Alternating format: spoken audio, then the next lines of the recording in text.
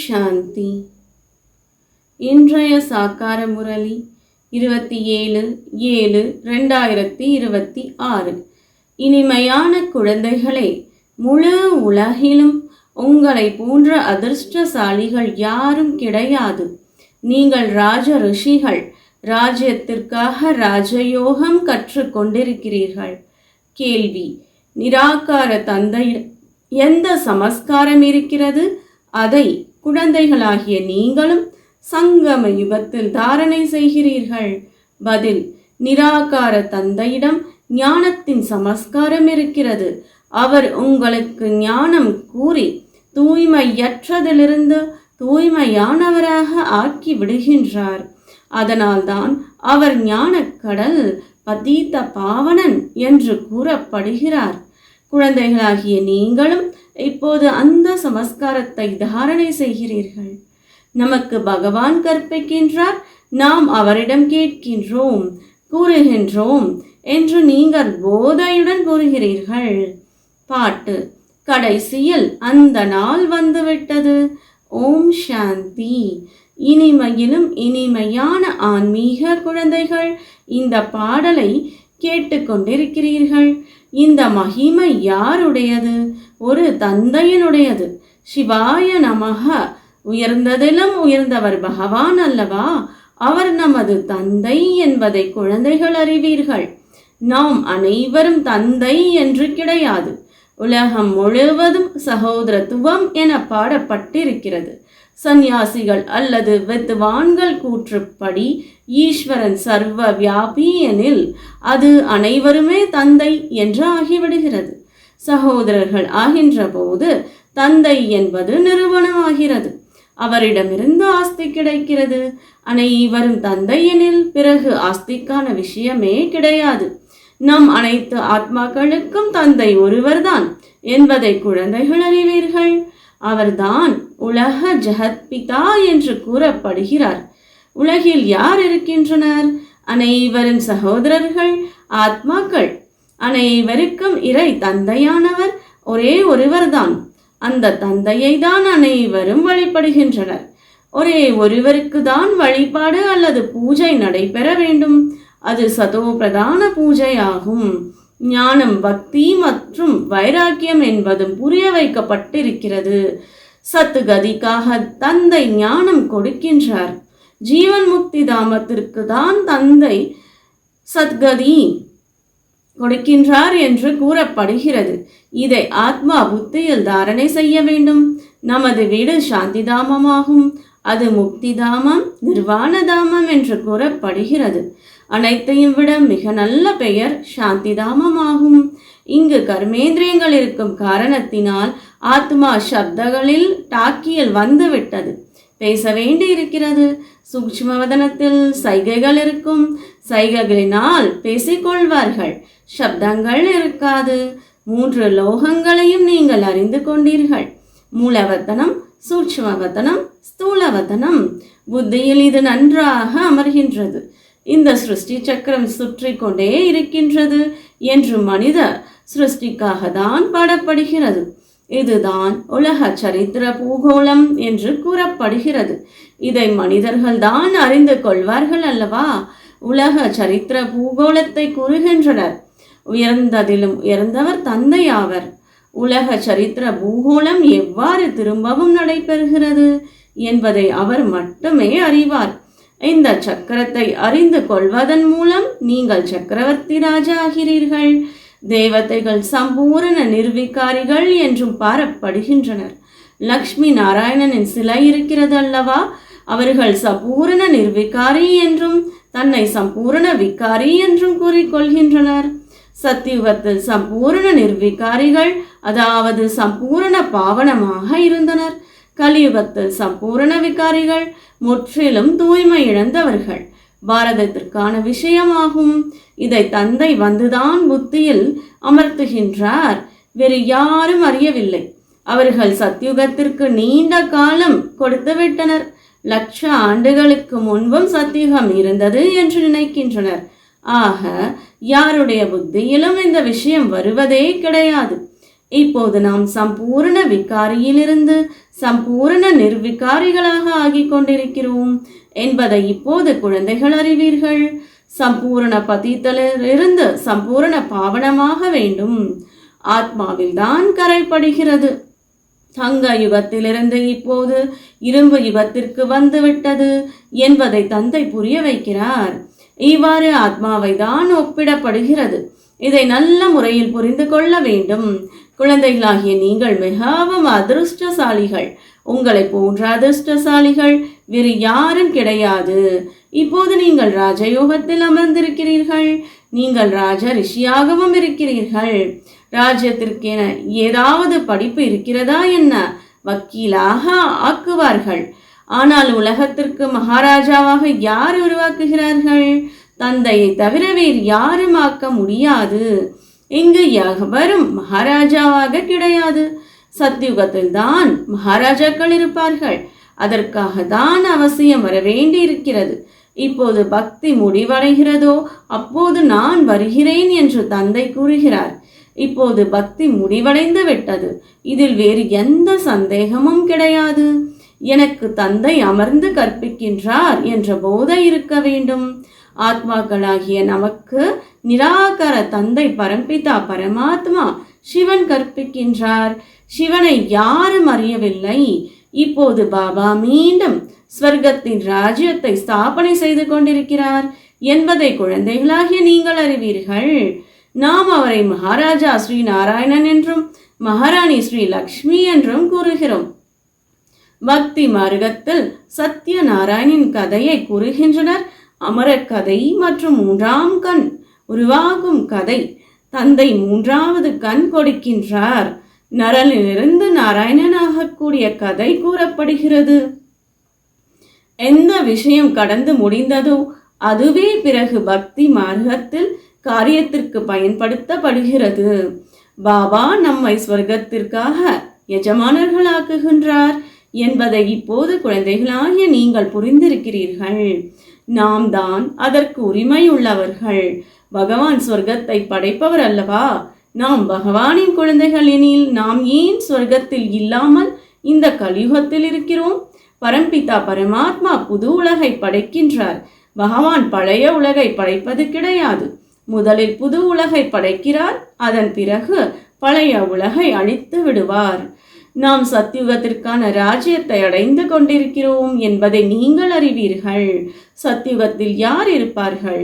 இந்த லக்ஷ்மி நாராயணின் ராஜ்யம் இருக்கும். மற்ற அரசர்களும் இருப்பார்கள் அல்லவா? அதன் அடையாளமாக தான் வெற்றி மாலை ஆகும். இப்போது நாம் வெற்றி மாலையில் வருவதற்கான முயற்சி செய்து கொண்டிருக்கிறோம் என்பதை குழந்தைகள் அறிவீர்கள். மாலை இந்த பொருளை உலகில் யாரும் அறியவில்லை. இது ஏன் பூஜிக்கப்படுகிறது? மேலே மலராக இருப்பவர் யார்? மாலை உருட்டிய பிறகு மலரை வணங்குகின்றனர். பிறகு மீண்டும் மாலை உருட்டுவர். வெளியில் மனம் சென்றுவிடக்கூடாது என்பதற்காக அமர்ந்து மாலை உருட்டுகின்றனர். உள்ளுக்குள் ராம் ராம் என்று உச்சரித்து கொண்டே இருப்பர். அதிக பயிற்சி செய்கின்றனர். இவை அனைத்தும் பக்தி மார்க்கத்தின் விஷயமாகும். அதிக பக்தி செய்பவர்கள் எந்த விகர்மமும் செய்ய மாட்டார்கள். இவர் சத்தியமானவர் என்று அதிக பக்தி செய்பவர்களை நினைப்பர். கோயிலில் மாலை வைத்திருப்பவர் மாலை உருட்டி கொண்டும் வாயில் ராம் ராம் என்று கூறிக்கொண்டும் இருப்பர். பக்தியில் பாவம் இருக்காது என்று பலர் நினைக்கின்றனர். தீவிர பக்தியின் மூலம் மனிதர்கள் முக்தி அடைந்து விடுகின்றனர் என்று கூறுகின்றனர். ஆனால் எதுவும் ஏற்படுவது கிடையாது. இது ஒரு நாடகமாகும். இதில் சதோ பிரதானம், ரஜோ தமோ அனைவரும் வந்தே ஆக வேண்டும். திரும்பி ஒருவரும் சென்று விட முடியாது. எவ்வாறு மேலே இடம் காலியாகி விடுமோ அதே போன்று இங்கும் அதிக இடம் காலியாகிவிடும். டெல்லி மற்றும் அதன் அருகாமையில் இனிமையான நீரோடும் நதிக்கரையில் ராஜ்யம் இருக்கும். கடற்கரையில் இருக்காது. இந்த மும்பை இருக்காது. அது முன்பு மீன் பிடிக்கும் இடமாக இருந்தது. மீன் பிடிப்பவர்கள் அங்கு வாழ்ந்தனர். இப்போது சமுத்திரத்தை அதிகம் வற்ற வைத்து விட்டனர். மீண்டும் மீன் பிடிக்கும் இடமாக ஆகிவிடும். சத்யுகத்தில் மும்பை இருக்காது. அங்கு மலைகளும் இருக்காது. எங்கும் செல்ல வேண்டிய அவசியமும் இருக்காது. இங்கு மனிதர்கள் களைப்படைவதால் ஓய்வெடுப்பதற்காக செல்கின்றனர்.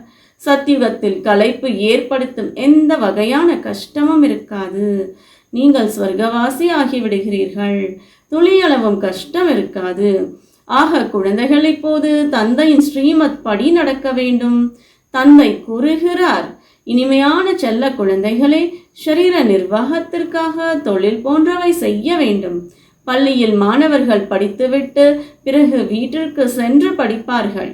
வீட்டு வேலைகளும் செய்வார்கள். இங்கும் அவ்வாறே இருக்கிறது. இந்த படிப்பில் உங்களுக்கு எந்த கஷ்டமும் கிடையாது. அந்த படிப்பில் உங்களுக்கு எத்தனையோ பாடங்கள் இருக்கின்றன. இங்கு ஒரே ஒரு படிப்பு மற்றும் ஒரே ஒரு கருத்து, மன்மனா பவ. இதன் மூலம் உங்களது பாவங்கள் அழிந்துவிடும். பகவானின் மகா வாக்கியம் அல்லவா? கீதையை பகவான் துவாபர யுகத்தில் கூறியதாக அவர்கள் நினைக்கின்றனர். ஆனால் துவாபர யுகத்தில் கூறி என்ன செய்வார்? கிருஷ்ணரின் சித்திரத்தில் மிக நன்றாக எழுதப்பட்டிருக்கிறது. இந்த யுத்தம் ஒரு காரண கருவியாக பயன்படுத்தப்படுகிறது. அனைவரும் இறந்து விடுவார்கள். அப்போதுதான் முக்தி, ஜீவன் முக்திக்கு திரும்ப செல்வார்கள். அதுவும் யுத்தத்தில் இறந்து விடமாட்டார்கள். பல வகையான சீற்றங்கள் ஏற்படும். குழந்தைகளுக்கு எந்த வகையான துக்கமும் ஏற்படக்கூடாது. மனிதர்களுக்கு இதயம் நின்றுவிட்டால் அதில் எந்த துக்கமும் ஏற்படுவது கிடையாது. இறப்பு என்றால் இவ்வாறு இருக்க வேண்டும். அமர்ந்திருக்கும் போதே இதயம் நின்று விடுகிறது. இறந்து விடுகின்றனர். மருத்துவர் வருவதற்குள் ஆத்மா வெளியேறி விடுகிறது.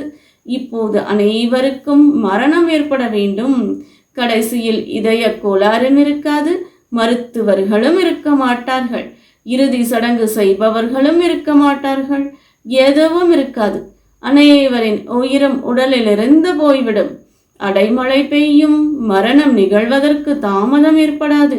மனிதர்கள் உடனேயே இறந்துவிடும் அளவிற்கு அணுகுண்டுகளை தயாரிப்பதற்கான முயற்சி செய்து கொண்டிருக்கின்றனர். இப்படிப்பட்ட அணுகுண்டுகளை தயாரித்து கொண்டும் இருக்கின்றனர்.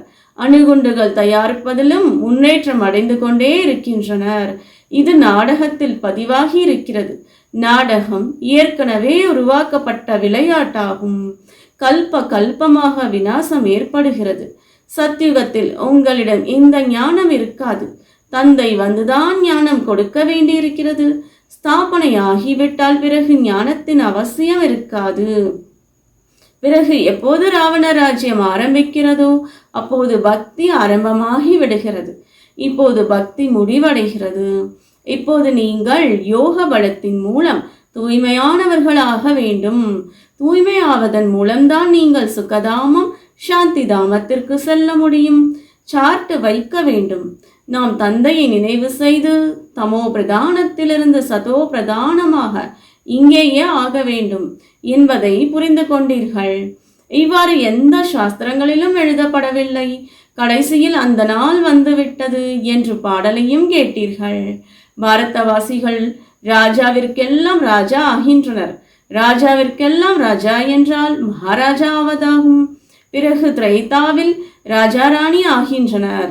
பிறகு பூஜ்ய நிலையிலிருந்து மகாராஜா மகாராணி துவாபர யுகத்தில் விகார மார்க்கத்தில் வந்து பூஜாரிகளாகி விடுகின்றனர். நீங்கள் பூஜிக்க தகுந்த நிலையிலிருந்து பூஜாரிகளாகி விடுகிறீர்கள். நான் பூஜாரியாக ஆவது கிடையாது என்று தந்தை கூறுகிறார். தேவதைகள் பூஜைக்குரியவர்களாக இருப்பார்கள். நான் ஆவது கிடையாது. பூஜாரியாக ஆவதும் கிடையாது.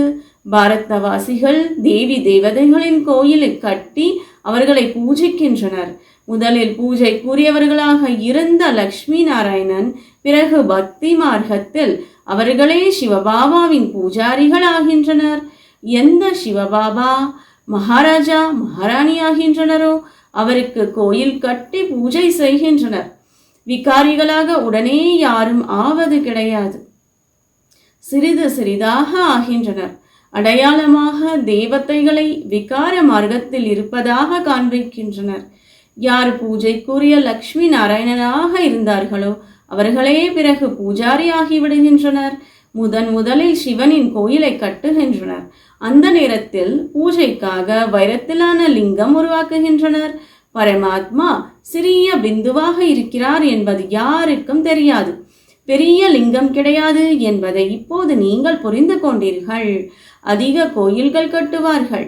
ராஜாவை பார்த்து பிரஜைகளும் அவ்வாறு செய்வார்கள். முதலில் சிவபாபாவிற்கு பூஜை நடைபெறுகிறது. அதுதான் கலப்படமற்ற சதோ பிரதான பூஜை என கூறப்படுகிறது.